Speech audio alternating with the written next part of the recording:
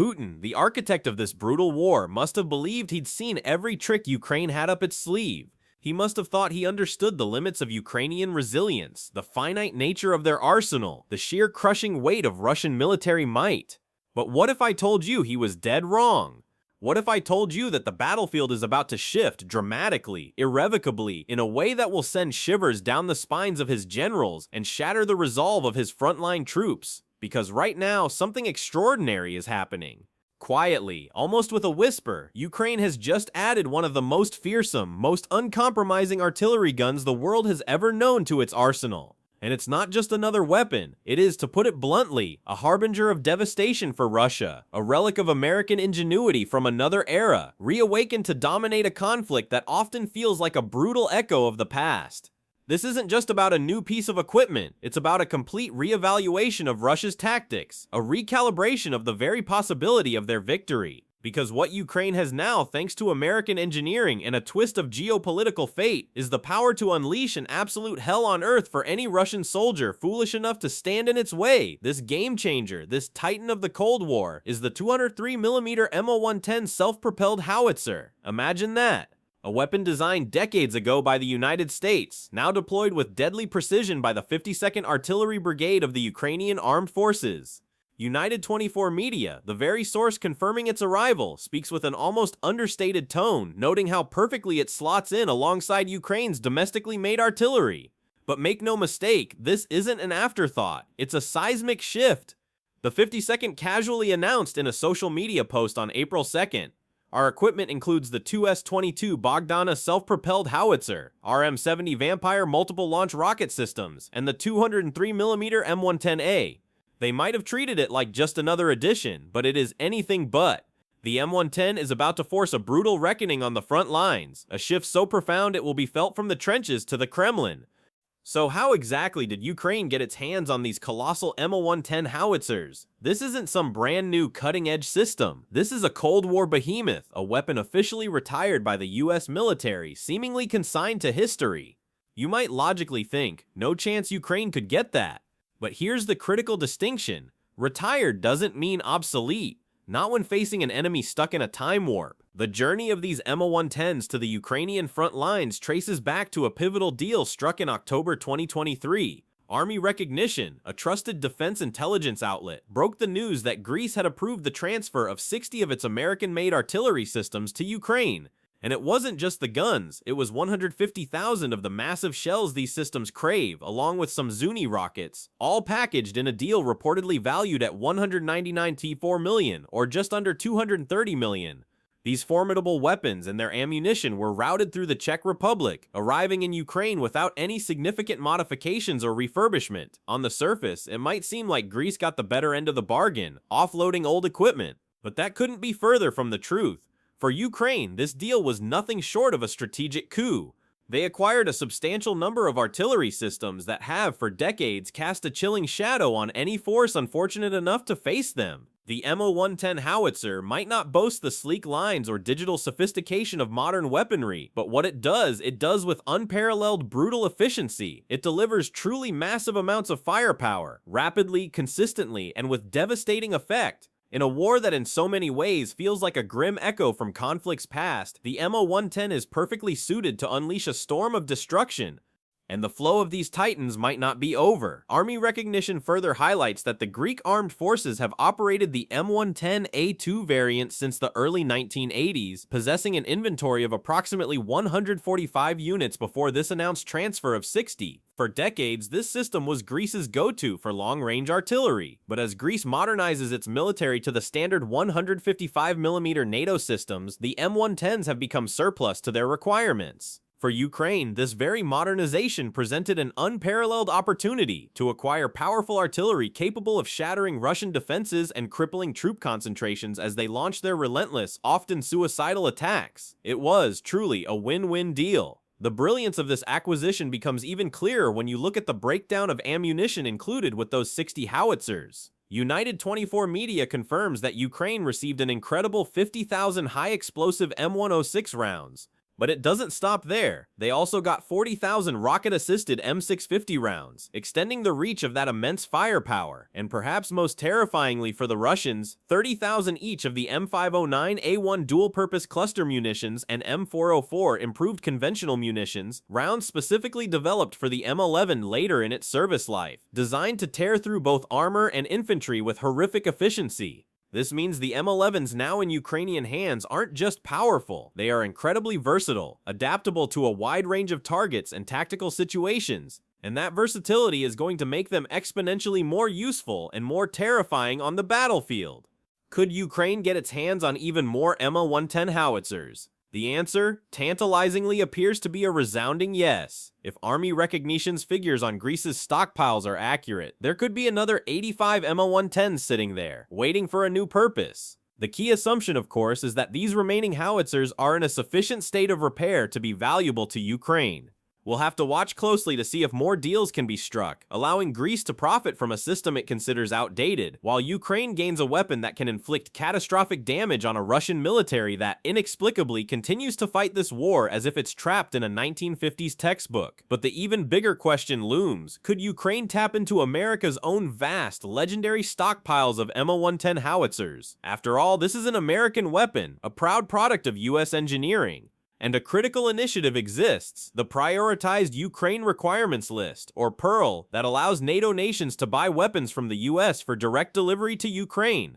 PEARL could very well be the key to unlocking even more of these howitzers, assuming their battlefield performance proves as decisive as anticipated, igniting a hunger for more. Ukraine's NATO allies have already made stellar use of PEARL. As of December 2023, they had funneled over $4 billion in aid packages to Ukraine via this innovative mechanism. PEARL is a truly brilliant concept. Ukraine dictates what it needs in military aid, allowing for direct tailored procurement from US stockpiles straight to the front lines. This ensures Ukraine receives precisely the weapons it needs, rather than just hoping for useful donations. So logically, PEARL could be the golden path to American M110s. However, that path might not lead to an explosive treasure trove. According to De Gaulle, the US did indeed produce a staggering 1,100 Howitzers after first introducing the weapon in 1963. The same source notes that the system remains somewhat active in various countries, including Turkey, Spain, Bahrain, Morocco, and Jordan, in addition to Greece. A couple of those, especially Spain, might realistically consider providing some of their M100s to Ukraine. But what about the US itself? De Gaulle makes a seemingly contradictory claim that the M100's both active in the US military and that it was retired in the 1990s, leaving only the M109 as America's self-propelled howitzer. Let's be clear, the M100 was retired by the US. The contradiction likely refers to its continued use by allies. This then begs the monumental question: what exactly happened to those 1,100 Howitzers? We know the answer for at least some of them. Real Clear Defense revealed that in the 1990s, the US ingeniously repurposed spent M100 barrels as makeshift casings for GBU-28 bunker-busting bombs, famously used in the Gulf War against Iraq's military. But that doesn't tell us the full story. Are there still M100s lying dormant in America's stockpiles, perhaps without their barrels? Or did the US completely scrap the artillery units themselves during the barrel extraction process? If it's the former, the implications are staggering. Ukraine could potentially acquire these barrelless M100s, and then perhaps with the aid of initiatives like the Czech-led one that facilitated the Greek deal, manufacture or procure new barrels for them. This is admittedly a speculative idea, one that relies on the US still possessing a significant number of M100 chassis and, crucially, being willing to sell them to Ukraine via PEARL. But in a war of attrition, every possibility, every ounce of firepower must be explored.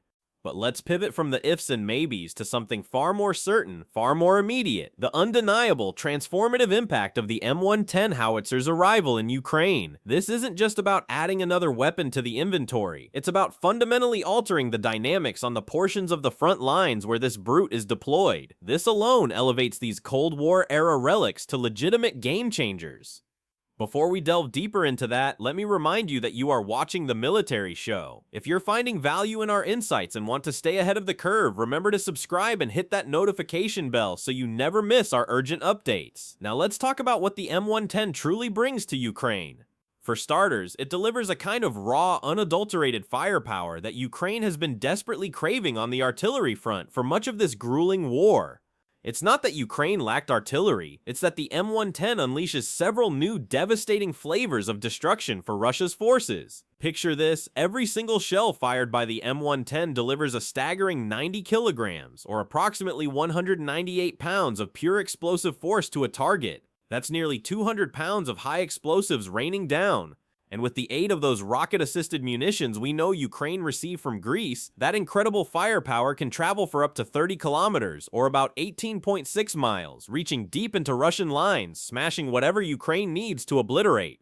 This immense, devastating strength is combined with surprising mobility. Each M1 is mounted on a tracked chassis, powered by a robust 405 horsepower engine. This means Ukraine can execute critical shoot-and-scoot tactics, fire a thunderous volley, then rapidly reposition, covering a far wider portion of the battlefield than any immobile artillery piece ever could. It keeps the enemy guessing, denies them target acquisition, and maximizes the M1's lethal reach. There is of course a trade-off for this overwhelming firepower. Army recognition notes that each M1 requires a total crew of 13 personnel. 5 of these operate the M1's vehicle itself, while the remaining 8 follow closely in a dedicated cargo carrier, transporting the vital gargantuan shells needed for operation. That's a significant troop commitment, certainly.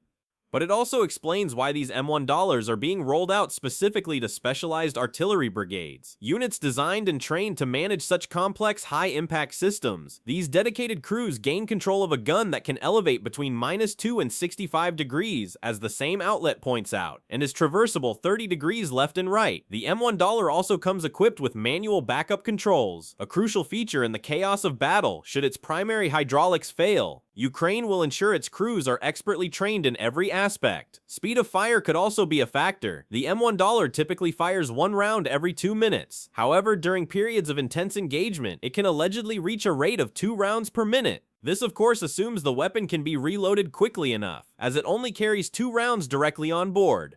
So while the M1 tin is certainly not a perfect weapon, it hits with such incredible force that the sacrifices Ukraine has to make to utilize it seem almost insignificant when measured against the devastation it can inflict. Think of the M1 as the haymaker, the knockout punch delivered after a flurry of rapid jabs from Ukraine's smaller, faster howitzers. This combined, layered approach to firepower is another key factor, making the M1 an undeniable game-changer. Before we expand on that, let's consider the cost. Yes, the M110 is older equipment, especially compared to the state-of-the-art weaponry Ukraine often receives from its Western allies. But there's a powerful reason why Ukraine paid money for 60 of these rather than simply insisting Greece donate its outdated units. Just looking at the rounds alone, the $230 million Ukraine spent works out to a little over $1,500 per powerful round, assuming, incredibly, that Ukraine received the 60 M110s themselves for free. But they didn't. The cost of the howitzers is included in that price. Defense Express provides the crucial detail. Greece priced each M110 it sold to Ukraine at 520,000 euros, or roughly $599,000. Multiply that by 60 and you get approximately $35.9 million for the howitzers themselves. This in turn brings Ukraine's cost per shell down to an astonishingly low figure, under $1,300. Now consider the return on investment. All Ukraine has to do is successfully hit a few Russian tanks, a few concentrations of troops, a few hardened positions with its M110s, and the artillery piece has practically paid for itself. That kind of financial efficiency, that kind of strategic leverage, is absolutely massive for a country facing immense financial difficulties. Difficulties exacerbated by over 2 years of brutal, all-out war with Russia. These financial pressures will eventually be eased when Ukraine begins receiving the substantial $50 billion loan that the European Union has firmly committed to providing. The BBC suggested the first tranche of this loan could arrive as early as April. Yet, even with this, the Ukrainian government's plan to spend $112 billion in 2024 still leaves a significant shortfall of around $45 billion. Anything Ukraine can do to keep its own operational costs low while inflicting maximum financial and material damage on Russia is not just a positive move, it's a strategic imperative. And the cheaply acquired, incredibly potent M110s slide perfectly, devastatingly into that strategy. But it's the sheer versatility that the MO-110 offers, combined with its immense destructive power, where things truly start to get serious for both Ukraine and, more horrifyingly, for Russia. The 52nd Artillery Brigade, the unit that has received this initial potent batch of MO-110s, is getting a weapon that perfectly complements the other formidable systems it brings to bear in its relentless artillery assaults against Russia's forces. This brigade already fields the domestically produced Bogdana, which it uses to conduct precision strikes against Russian positions at long range. This type of artillery is surgically ideal for obliterating command and control centers, detonating ammunition depots, and wiping out other critical static targets in the near rear that Russia desperately relies on during its assaults against Ukraine's hardened defenses. Also integrated into the brigade's fearsome loadout is the RM-70 Vampire, a multiple-launch rocket system designed for truly massive fire missions against sprawling concentrations of equipment and troops. This makes the Vampire the ideal choice for dealing with Russia's often dense mechanized assaults, saturating vast areas with explosive power. The MO-110 now expands on this layered approach, injecting a terrifying new level of raw firepower into Ukraine's artillery brigade, as we discussed earlier. With this US-made howitzer, the 52nd Artillery Brigade can now hammer hardened and high-value targets that the RM-70 Vampire simply isn't designed to take out. This strategic addition frees up the Bogdana to hit even deeper range targets than the M110 can manage, effectively creating an even more sophisticated multi-layered approach to artillery bombardment than Ukraine had before. Picture the battlefield now. The Vampire screams in, pulverizing the assaulting units and their equipment. Then the M110 thunders, destroying hardened targets, bunkers, and command posts just behind those assaults, smashing the very backbone of the enemy's push. And finally, the Bogdana, with its precision strikes, utterly ruins Russia's deeper rear areas, ensuring that any future assaults are significantly weaker, even more disorganized, and thus even easier for Ukraine to pick apart and destroy. It's a symphony of destruction, and the M110 is the booming bass note. Right now, Ukraine's 52nd Artillery Brigade is carrying out crucial missions across eastern Ukraine, providing indispensable fire support and relentlessly conducting counter-battery operations. Military reports on their vital role, noting that the brigade is also actively tackling Russia's logistics networks, a critical vulnerability that the M110s, with their immense destructive power and range, will be able to exploit with terrifying efficiency. Defense Express offers further chilling details, confirming that the brigade is currently operating in the Kharkiv and Kramatorsk sectors, where M110s are likely already seeing combat. The latter of those two settlements, Kramatorsk, is of paramount importance. Kramatorsk is one of the four formidable cities that form the bedrock of the Donetsk fortress belt, a defensive line stretching approximately 50 kilometers or 31 miles along the vital H-20 Konstantinovka-Sloviansk highway. Located in the north of that belt, this city is a linchpin. It must stand and stand for as long as humanly possible so that Ukraine can use it as a meat grinder, a relentless destroyer of Russian forces as they desperately attempt to follow through on Putin's blood-soaked objective of snatching Donetsk, and in turn the entire Donbass, away from Ukraine. Kramatorsk was already a living hell for invading Russian forces after Ukraine spent over a decade meticulously reinforcing its defenses in the wake of Russia's original campaign of aggression in 2014. Now, with the earth-shaking presence of the MO-110s on the field, any gathering of troops, any hardened target, any critical piece of infrastructure related to Russia's relentless push to take that city is going to be dealing with immense unimaginable amounts of firepower that they are simply not ready to handle. The MO-110 means the gates of hell are opening wider for Russia. That covers how Ukraine is likely deploying and using its MO-110s right now. But remember, Ukraine has 60 of these howitzers. It seems incredibly unlikely that the 52nd Artillery Brigade has all of them. More are waiting in the wings, preparing for deployment to other critical sectors. And the sheer versatility that the MO-110 brings to the table thanks to its terrifying variety of shells opens up an abundance of other catastrophic opportunities for Ukraine.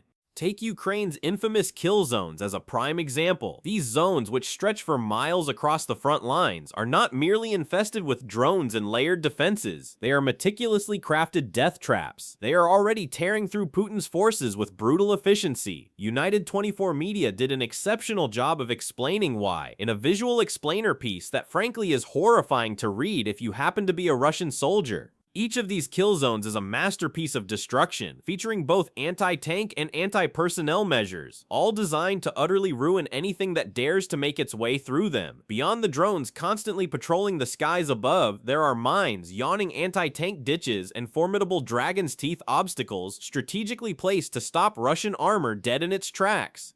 Soldiers who attempt to penetrate on foot face miles of razor wire, the ever-present threat of drones, and complex networks of tunnels that Ukraine has painstakingly built to facilitate devastating ambushes against infiltrating Russian soldiers. Now, what does any of this have to do with the MO-110s? Everything. Ukraine's kill zones absolutely deliver on their grim name, and they are already filled with the mangled meat and twisted metal of Russia's failed assaults, scattered all over the front lines. However, their secondary, equally critical purpose is to make specific pieces of territory utterly inaccessible to Russia's ground forces. The objective isn't always to destroy everything that enters. Sometimes it's to force them around, to funnel them, and that precisely is where the MO-110 artillery comes into its terrifying own. Through the ingenious implementation of its kill zones, Ukraine can precisely funnel Russian soldiers and their increasingly desperate, often poorly armored vehicles into wide-open exposed spaces in the miles of contested territory that lie between Russia's initial positions and the formidable defenses that Ukraine's soldiers are grimly defending. That funneling leads inexorably to ambushes, and in these ambushes now the M110 joins the symphony of death. Artillery rains down devastating shells while FPV drones, like swarms of angry hornets, fly around, ripping through armor and soldiers with absolute abandon. Now just imagine M110s firing those almost 200-pound shells, not just into a general area, but into these precisely engineered, inescapable ambush points. Nothing that Russia sends on the ground, no matter how many men, no matter how much antiquated armor, would stand a chance. It would be an instant, absolute, and horrific annihilation, and that, chillingly, is what awaits Russia's future as it launches its desperate, often suicidal spring offensive against Ukraine. The already lethal kill zones have been made exponentially more dangerous, more unforgiving, as Ukraine has gotten its hands on aging equipment that can be made new again, precisely because Russia's main tactic is simply to send waves of cannon fodder, and occasionally old armor, to batter Ukraine's defenses. Such brutally antiquated tactics, a reliance on sheer numbers over skill or modern technology, turn an older yet monumentally powerful weapon like the M110 into not just viable, but utterly devastatingly destructive against the slow-moving, predictable Russian offensive. They have in essence transformed themselves into the perfect prey for such a powerful, patient predator. A Cold War titan, a true marvel of American engineering, has been revitalized, resurrected, and unleashed in Ukraine. If Russia insists on fighting a war using ancient human wave strategies, Ukraine now possesses a weapon that it can wield with catastrophic precision to counteract Putin's antiquated, barbaric tactics. And the odds are incredibly high that Ukraine, with its proven ingenuity and relentless drive to innovate, will find even more interesting, more terrifying new ways to modernize and optimize its MO-110s now that they have them. This country specializes in upgrading the Western equipment it receives, transforming powerful tools into bespoke instruments of war. There is no better example of this brilliant adaptation than what Ukraine has been doing with its M1 Abrams tanks, developing modifications so ingenious that even the United States itself is reportedly taking notice and wants to learn from them. The M110 is not just a howitzer, it is a declaration. A declaration that American engineering, even from decades past, remains a force to be reckoned with. A declaration that Ukraine will adapt, innovate, and fight with every tool at its disposal. And a declaration to Russia that their days of slow, grinding, brutal advances are about to meet a wall of insurmountable explosive force. This is the new reality on the front lines. The MO-110 has arrived, and for Russia, the nightmare has just begun. Want to find out more about the incredible ingenuity of Ukrainian forces and the upgrades they're making to Western equipment? Watch our video that covers the M1 Abrams upgrade that is so ingenious that even the US wants it. And if you've been gripped by this story, if you believe in the power of information and the strength of Ukraine, make sure you subscribe to the Military Show, hit that notification bell so you always see more of our in-depth coverage of the latest weapons and strategies Ukraine deploys against Russia, because staying informed is staying prepared. And thank you as always for watching. We'll see you next time.